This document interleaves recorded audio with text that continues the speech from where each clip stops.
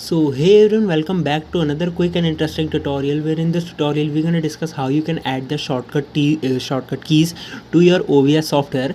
Via adding the shortcut keys of your on your OBS software, you'll get a handy feature of playing, pausing videos while recording, or you can do the stream just by using the shortcut keys. So you don't need to open the application more and more. Just simply use the shortcut keys, so it will be convenient for you to use the feature of the OBS Studio. So all you have to do is to just simply open the OBS Studio in your PC.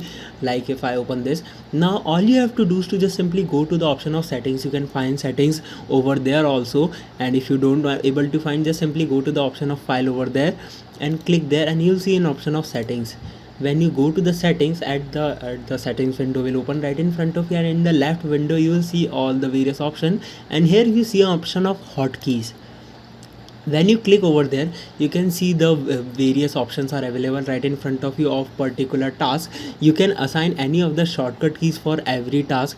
Like for example, if you want to start streaming and stop streaming, I want to add control plus P on this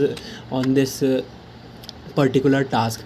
Like just simply select the point at which you want to add the shortcut key and hit on your keyboard the shortcut you want to add.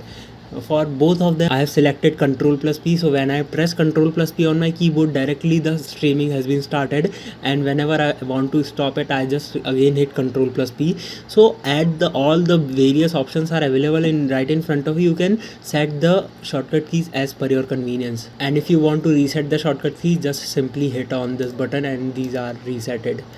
So by this method you can easily add the shortcut keys to your OBS Studio. I hope this video will be helpful for you. Make sure to hit the like button and subscribe button for having such more helpful and interesting tutorials. See you in the next one. Take care.